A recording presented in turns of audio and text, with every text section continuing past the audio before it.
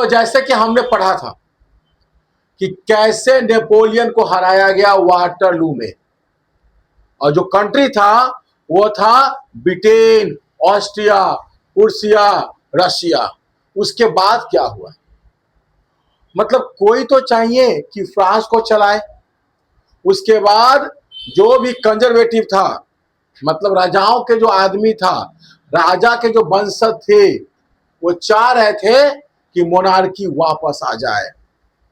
लेकिन इन 1830 एंड 1848 में रेवोल्यूशन हुआ।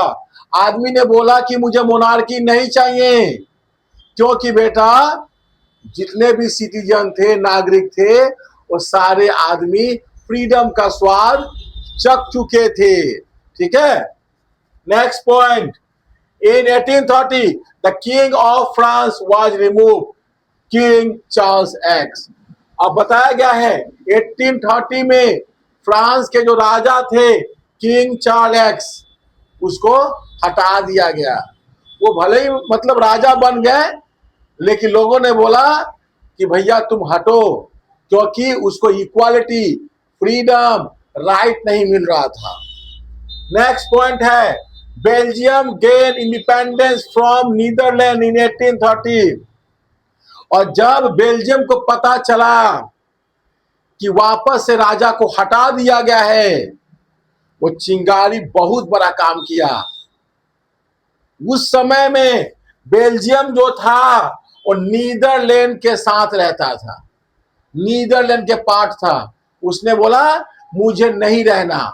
वहां रेवोल्यूशन हुआ और बेल्जियम फ्री हो गया। बेल्जियम अपने आप को फ्री कर लिया।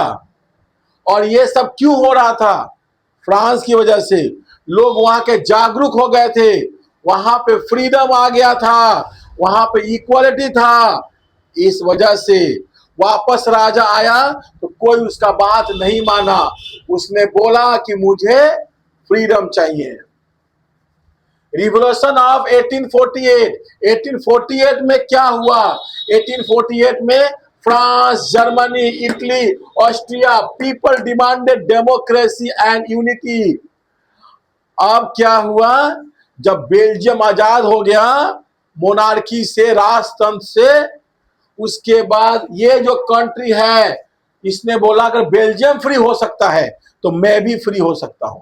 मतलब ये कंट्री फ्री हो सकता है। और एक लहर चली क्रांति का, सबने लड़ा। उसके बाद most revolution fail but inspire future reform. बहुत सारे रेवोल्यूशन फेल हो गए, लेकिन क्या शिक्षा मिली? Social, economic, freedom, nationalism, republic की शिक्षा मिली। और जहां से सारे आदमी का दिमाग में बैठ गया कि फ्रीडम भी कुछ चीज होता है, नेशनल स्टेट भी कुछ चीज होता है। दोस्तों, बदलाव एक दिन में नहीं आती है। ये जो क्रांति हुआ था 1830 में, 1848 में जो रेगुलेशन आया था, इससे यह शिक्षा मिलती है कि बदलाव एक दिन में नहीं आती है, लेकिन एक दिन जरूर आती है।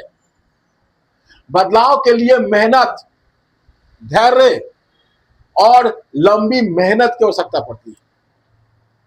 बेटा जी, आपको बताना चाहता हूं, लोग जो है अपने देश को मतलब मां की तरह मानते हैं। और जब जब इस देश पे मुश्किल आती है तो हर इंसान का दिल धड़कता है उस देश के लिए।